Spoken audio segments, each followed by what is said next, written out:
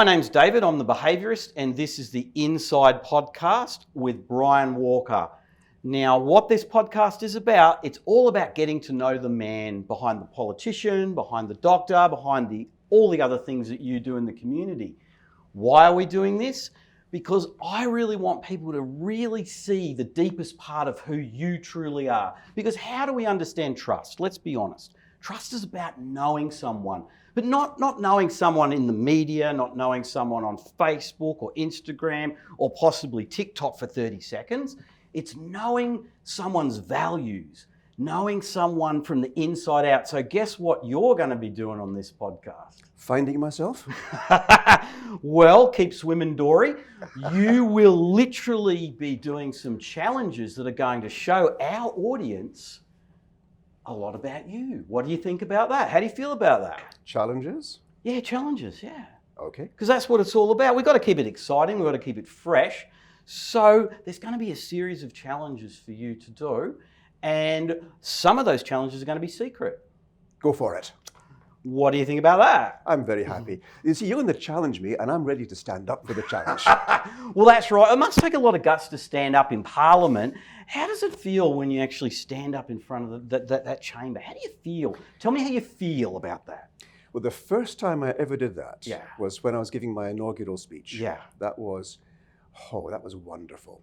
On the one hand, I had my family, you see, watching as well. He's part of my family. The other boy was in school. Oh. And I was, of course, intimidated. I've got television cameras there, Yeah. at least not but video cameras there. Yeah. I've got the chamber watching some very experienced politicians, and here I am getting up for the first time in Parliament, actually bearing my soul. Why am I in Parliament?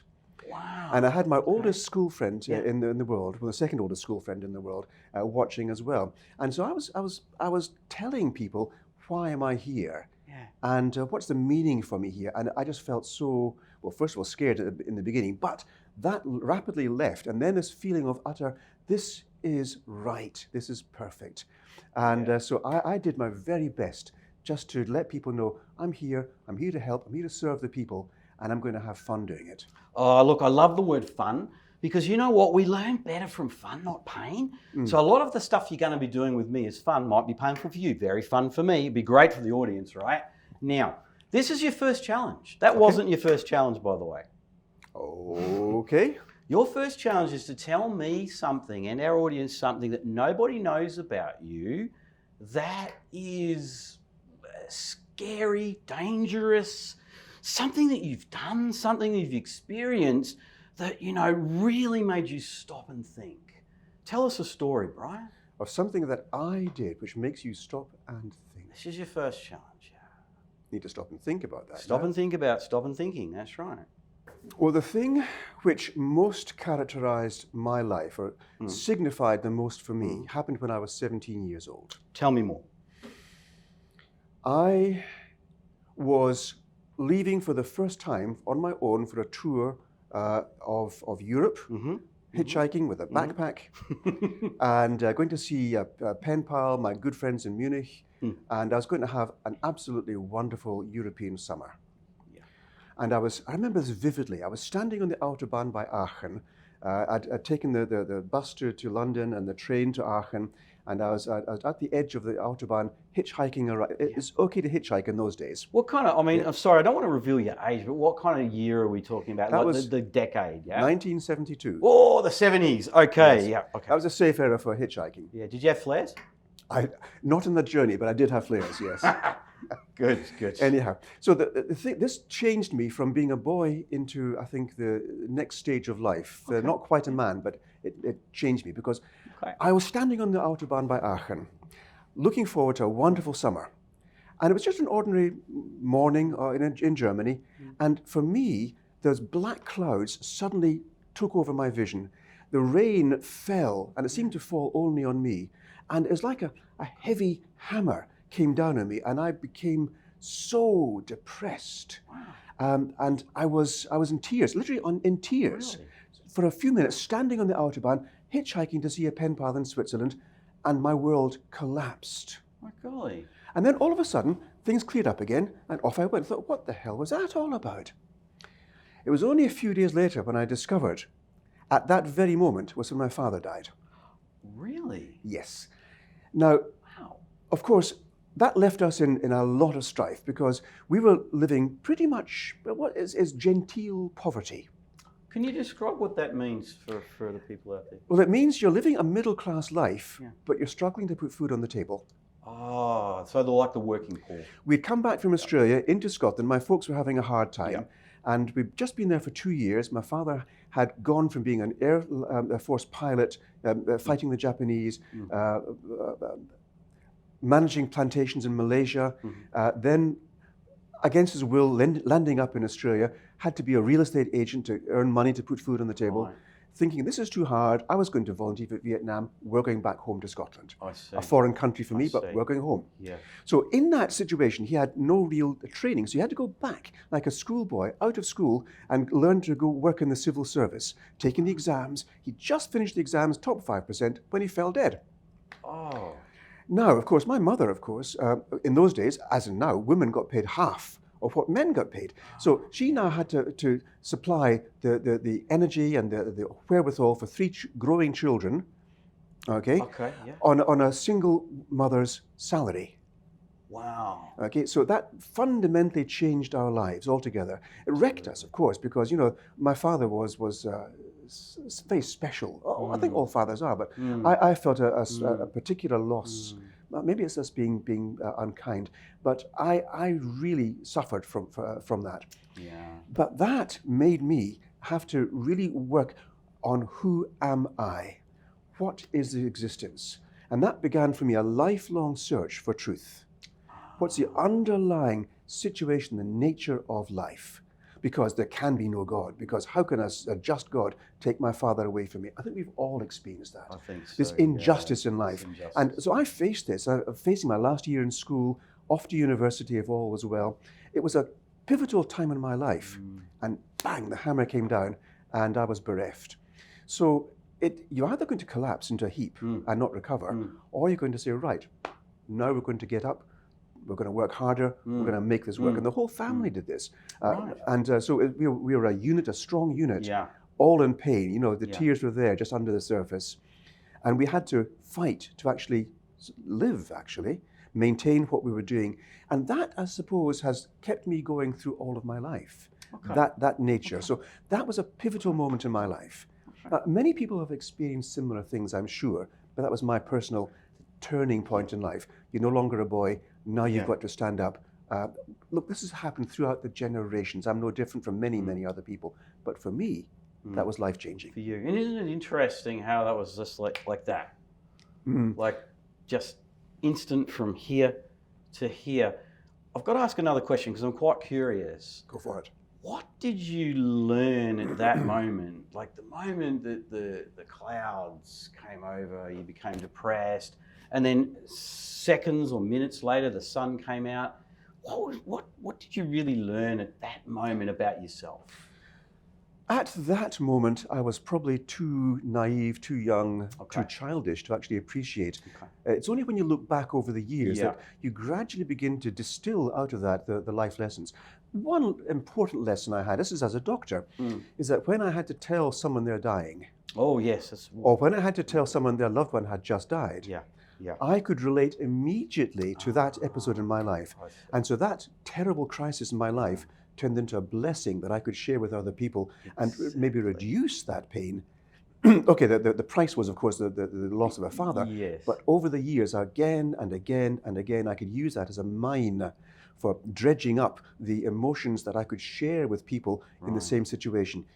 Because one of the things that happened to me at that time, a very good friend of mine, his father had died some years earlier, and I was listening to all the platitudes. Yes, you're the man of the house, and time will heal, all this kind of stuff. Nothing really worked. I was grieving my father. So I called my phone, Alistair, Al. And I picked up the phone, a schoolmate of mine, and after a pause, Al, he said, yeah, Brian, what's up? I said, Al, my father's dead. And there's a pause, a longer pause. And I waited, and he said, Brian, he says, I know just how you feel. And that was more meaningful to me than all the other platitudes. That was meaningful. That was I know meaningful, how you feel. So later I could share with people, listen, I know how you feel. I've been there. This platitude, my thoughts and sympathies or my condolences. No, I know how you feel. That's real. Exactly. And because you had that experience, I'm assuming that you could get in touch with those feelings inside, which people naturally they notice that you have those feelings and that you have that connection, that commonality. And I'm wondering how today in this world, now let's fast forward to today, how do you utilize that commonality in everything you do? How do you utilize the way that you can connect with people, really knowing how they're experiencing the world? Because you've been through so many things, and through this podcast, we're going to find out a lot of those things.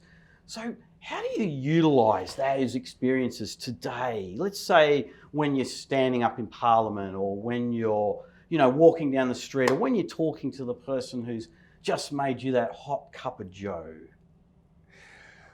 Well, there's so many lessons I got from that. If you dwell on what happened and say, this is just a loss, and you're feeling all the negativity, you learn nothing from that. But looking at what happened, and many other instances in life, but looking back at that, there's so many lessons you can learn. One of the important lessons, of course, was we are all brothers and sisters. Yes. So I don't care who you are, where you're from, what religion you have, what nation you're from, what kind of person you are. You are part of my existence. I am with you. Absolutely. And so this concept here, people might see a picture of me in Parliament, dressed up in the battle gear of Parliament, the suit and the tie, speaking about things which are not of much relevance to the individual at this time. And they're thinking, yeah, what does he know? He's earning lots of money, which I'm not, by the way. Yes.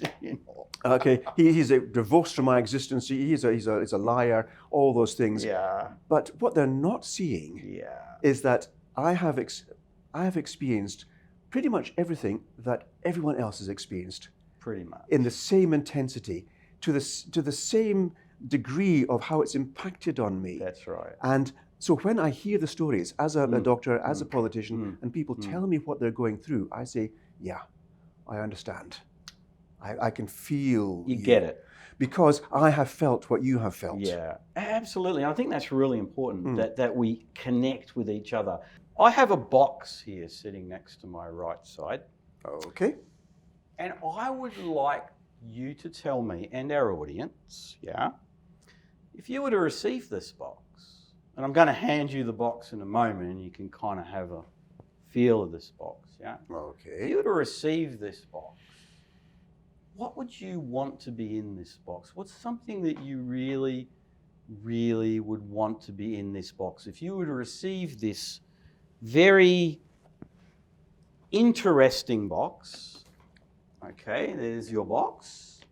I would like you to tell the audience, if you were to receive this present, shall we say, this box, what would you like to be in that box? What would be the thing that you really, really would hope to find when you open the lid? It's an object, is it? I don't know. It's up to you. I've got no idea what's in the box. If I was to be given a present in a box, what would I find the most valuable present that I could possibly expect? I know what I'd like to be in the box, but let's find out what Brian thinks. A long pause. The most useful thing for me in this box .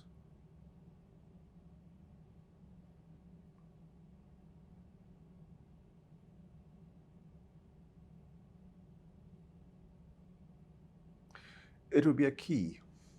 Interesting. Tell me more about that. It would be a special key which would allow me to unlock the secrets that are stopping people from progressing to achieve their ultimate aim. Wow, that's a very special box, is it not? It's a very special box. Because once I have that key and I can unlock those secrets, I can help the people who need help. If you were to hold that key up right now, imagine for a moment you had this key and you were to hold it up right now and you could look at that key, what would be significant about that key that you found in that box just a minute ago? Significant about that key is that when I held that key, it would feel utterly normal and natural, but immensely powerful and valuable. Valuable. Okay. Okay. And what's important to you? I mean, completely important to you about having that key to that lock? The number of times I've had people coming to me asking for help in solving their own problems, and being aware that a lot of the problems are caused by the barriers that people have put up.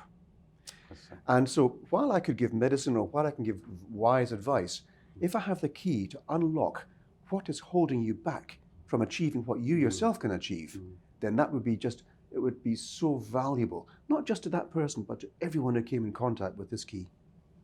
And I've got one more question, Brian, just one more. If I could, in real life, just like a genie, manifest this key right now,